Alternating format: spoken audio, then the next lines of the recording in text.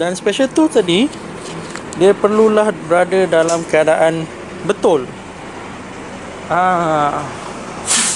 Lebih-lebih lagi yang dah lama digunakan ni, dah 10 tahun ni. Jadi kena pastikan bacaan setiap satu ni orang kata betul. Kalau tak, orang tanya juga, betul ke bacaan daripada gauge ni, betul ke bacaan gauge ni. Jadi kena buat validation, ataupun kita kena check dia. Dan kalau ada bacaan yang lari, kena buat calibrate balik. Ok, nak calibrate ataupun nak synchronize gauge ni, sebab ni gauge adalah gauge mechanical, dia agak leceh sikit berbanding gauge model baru. Kalau korang beli sekarang lah, tahun 2020 ni, dia ada satu skru kat atas ni, hanya satu skru ni je untuk adjust. Tapi yang ni, yang model lama, dia kena adjust secara mechanical lah, kena cabut kaca dan buat calibration sikit. Tapi apa-apa pun, saya nak test juga ni, sebab ni dah 10 tahun ni usia dia. Jadi nak test dia tak susah. Ok, sambungkan hose dekat gauge dan pakai T ataupun Y, dan sambung kat ujung. Ujung ni saya akan sambung dengan picagari ni. So bila saya sedut, dia akan jadi vacuum dan dia akan bagi bacaan. Nak tahu bacaan dia sama ke tak pada semua gauge. Ok, nak cerita pasal hose dulu lah. Nak share sikit pasal hose ni. Hose ni yang saya guna ni, nak kata hose aquarium, bukan hose aquarium, tapi dia hose plastik transparent yang keras. Ok, kalau hose aquarium, saya ada contoh. Ni dia.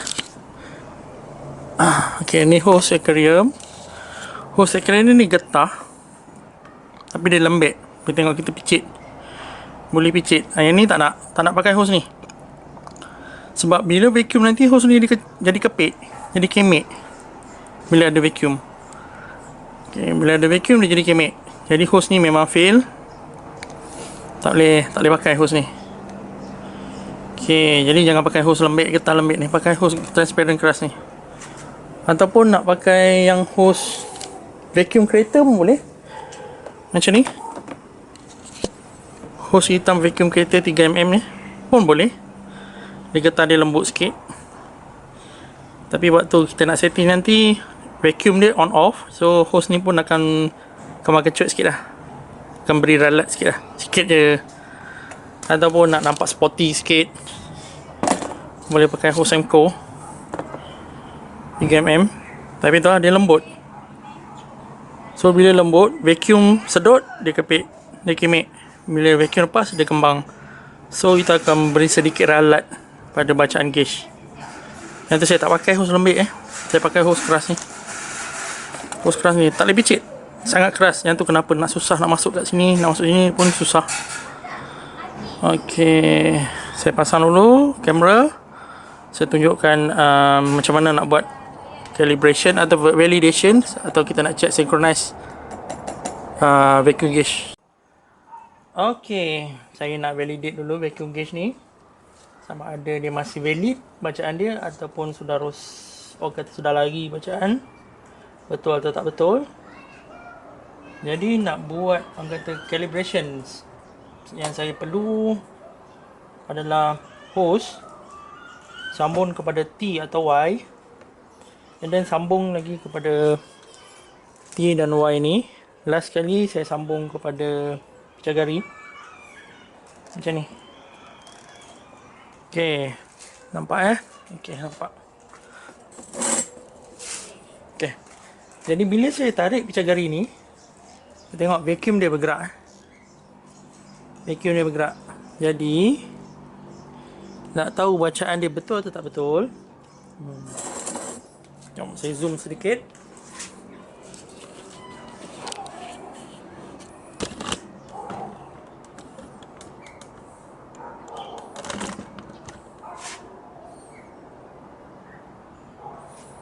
Okay, saya panggil sebagai, saya tanda sebagai 1, 2, 3, 4 Jadi bila saya tarik, saya akan letak jarum dia pada 10 inci, lebih kurang 10 inci. 10 inci mercury. Jadi yang ni saya dapat 10 inci, yang ni saya dapat 9 inci, yang ni 9,5, yang ni 8,5. Maksudnya keempat-empat gauge ni bacaan dia dah tak sama. Okay. 10, 9, 9,5, 8,5. Ni paling banyak lagi. Jadi vacuum gauge ni kena calibrate dulu. Kalau tak, nanti bila kita pasang dekat motor, kita setting ni 10, ni 10, ni 10, ni 10, sama lagi. Sebab yang ni sekarang, yang ni bacaan sepatutnya 10 tapi jadi 8,5. Yang ni sepatutnya 10 jadi 9,5. Yang ni sepatutnya 10 inci jadi 9. Yang ni je 10 inci. Okay, jadi 3 ni perlu di calibrate balik. Cara nak calibrate dia, ni buka tepi ni, kiri kanan, cabut dia punya kaca, cabut dia punya jarum dan letak balik pada 10. Sama juga ketiga-tiga. Itu kita panggil sebagai calibrate lah, cara yang betul. Atau nak cara yang ringkas, yang diperlukan hanyalah inilah, marker pen lah. Marking kat sini lah berapa ralat dia. Macam yang ni ralat setengah inci, tulis sini setengah inci, 1 inci. Yang ni sorry, ini 1 inci. Yang ni setengah inci, yang ni 1 inci setengah. So marking kat sini. Nanti bila kita synchronize throttle body, kita nak pastikan lah. Walaupun yang ni 10, yang ni nak tak nak kena duduk 9. Yang ni kena duduk 9,5. Yang ni duduk 8,5. Barulah throttle body tu synchronize. Ni cara yang cepat dan simple. Cara susah dan cara yang tepat adalah buka kaca ni, cabut jarum dan pasang balik pada bacaan yang tepat. Okay, saya nak buat kaedah cabut jarum lah kot. Sedap sikit mata tengok, tapi itu makan masa. Jadi bila saya dah buat calibrate vacuum gauge ni,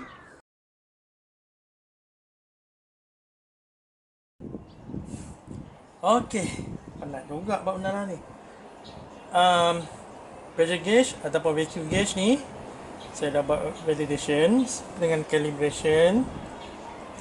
Jadi sekarang kalau saya sambung balik dekat jari dan saya tarik, saya letak pada 10 inci.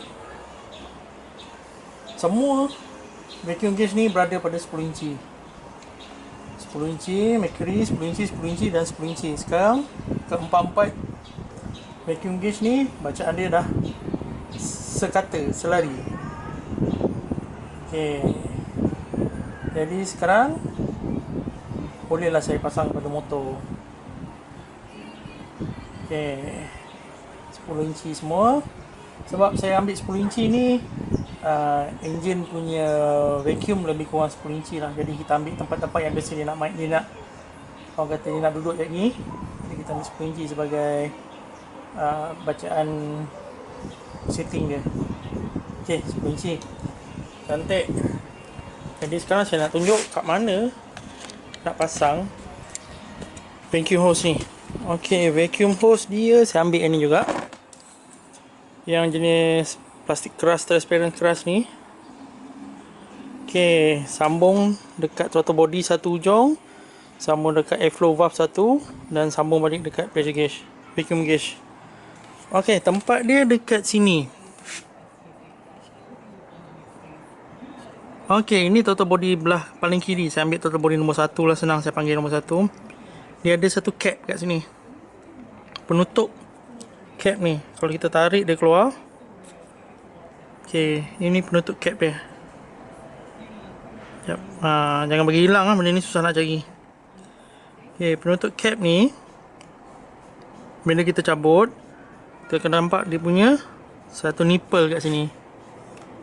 Okay, nipple ni lah yang akan dipasang hose ni. Okay.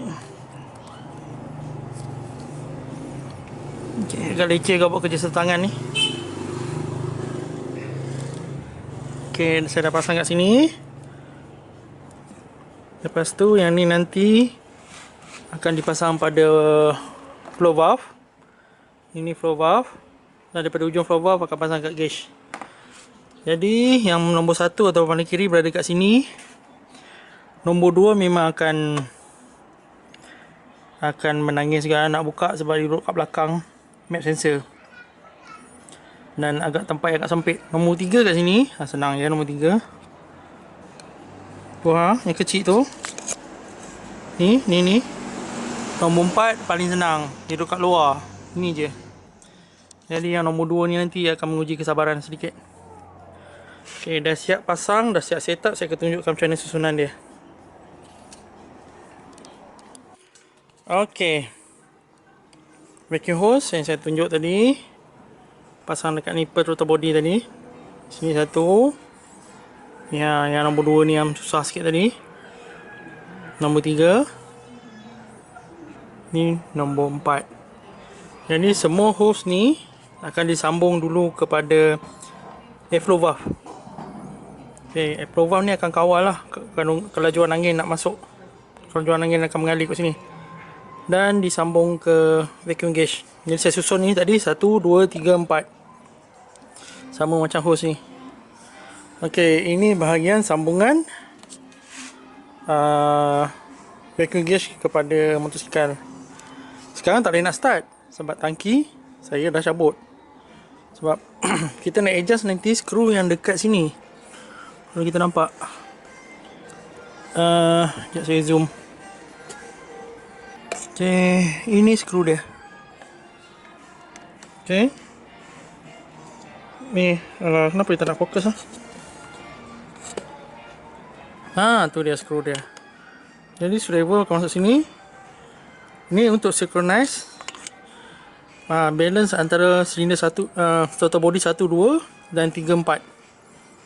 Motor ni throttle body dia pair 2-2. Maksudnya throttle body 3 dengan 4 bersambung sekali, 1 dengan 2 bersambung sekali. Itu adalah untuk synchronizekan 1, 2 dengan 3, 4. Dan untuk individu, orang kata untuk control individu balance, dia akan ada satu skru kecil dekat sini. Ni. Ini untuk fine tune ni, kita panggil dia sebagai fine tune. Jadi setiap satu throttle body akan ada skru ni untuk adjust fine tune dia. Okay. Sekarang masalah dia, motor tak boleh nak start sebab tangki minyak kita cabut. Tangki minyak kat sini. Jadi tangki minyak perlu buat sedikit, orang kata modi, iaitu saya kena pasang hose minyak daripada tangki pergi ke fuel rail. Okay, fuel rail akan berada dekat sini. Tu fuel rail. Jadi hose ni saya kena cucuk kat sini. Satu. Okay. Dan satu lagi saya kena cucuk dekat bawah tangki yang ni outlet dia. Mungkin gelap tak nampak. Ni. Fokus. Okey, ni. Saya kena cucuk dekat sini. Supaya minyak yang keluar daripada tangki ni boleh masuk ke fuel rail, fuel injector. Dan ni wire ni saya kena sambung ke sini balik lah untuk hidupkan fuel pump dan meter minyak. Yang ni dengan ini senang je, tarik rapat sikit rapat ni. Cuma hose minyak je lah tak sampai. Kena pasang dan pasang klip pasang klip ni, tak nak bagi tercabut tengah buat kerja nanti. Alright. Okay, saya perlukan 2 tangan. Ini sekejap lagi kita bersambung.